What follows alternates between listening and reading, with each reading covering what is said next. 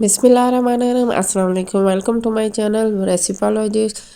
मैं उम्मीद करती हूँ आप सब ठीक ठाक होंगे। आज हम उबले हुए आलू के साथ पकोड़े बनाएंगे जो कि बहुत ही लजीज और बहुत ही टेस्टी और बहुत ही आसानी से तैयार किए जाते हैं।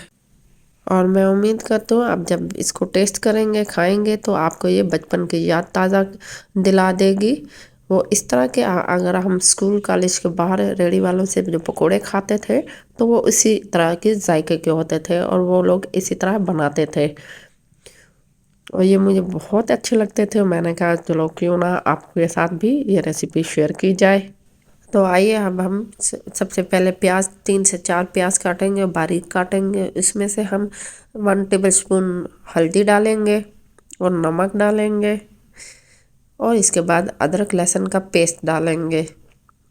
एक एक चम्मच डालेंगे। अब हम सुर्ख मिर्च डालेंगे और इसके बाद हम धनिया कूटा हुआ डाल देंगे। और सबसे मेन चीज़ जो है इसमें ये आमचूर पाउडर है, इमली का पाउडर। ये आपको किसी पंसार की शॉप से भी मिल जाएगी। और ये चाट मसाला इसकी मेन चीज़ है, ये आपने लाजमी डालना, इसको स्किप नहीं करना। और हरा धनिया और हरा प्याज और पुदीना भी डाल दें। अब इसमें सबसे काम की चीज़ है जो इसके बगैर ये पकोड़े तैयार नहीं होते। 1 कप मैदा है और 2 कप बेसन। आपने ये क्वांटिटी स्किप नहीं करनी, आपने इसी तरह ही बनाना है। 1 कप मैदे के साथ 2 कप बेसन, ये मेन इसकी इंग्रेडिएंट है, आपने स्किप नहीं करना। और अब इसके बाद हम खूब अच्छे से बॉईल किए हुए आलू डालेंगे। आलू के बगैर तो पकोड़े अच्छे भी नहीं लगते। मैं उम्मीद करती हूँ आपको ये रेसिपी पसंद आएगी और आपको ये खा के आप अगर आपने बचपन में ये खाए हैं तो आपको ये बचपन की याद दिला देगी। हमने तो बहुत खाए थे।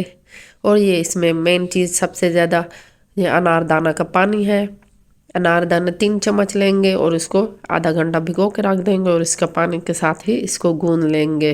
ये देखें अच्छे से आलू बॉयल हो गए तो ये हाथ के साथ ही अच्छे से मसल लिए हमने और इसी के साथ हम इसको गूंद लेंगे। कोशिश करें इसमें कम से कम पानी डालें।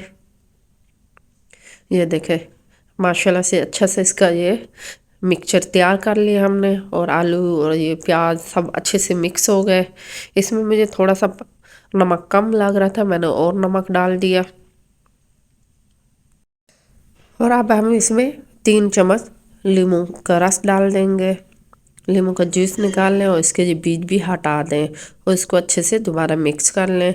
मिक्स करने के बाद 10 से 15 मिनट आप इसको रेस्ट पे रख दें और इसके बाद हम ये अब पकोड़े बना रहे हैं।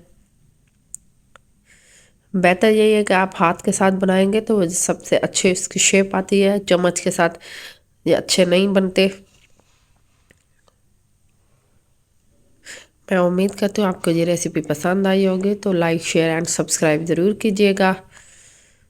और आप सब ये बताइएगा किस किस ने ये बचपन में पकोड़े खाए हैं, तो आप ज़रूर बताइएगा कमेंट सेक्शन में।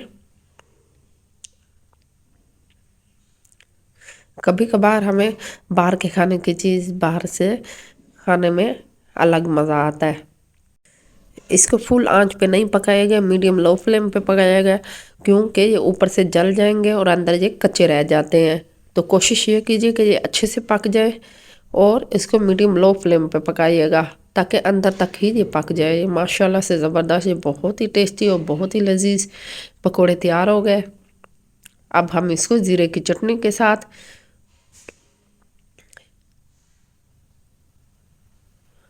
जीरे की चटनी का अलग ही मज़ा आता है, लेकिन हरी चटनी की तो बात ही और है। इसको भी आप ज़रूर बनाइएगा।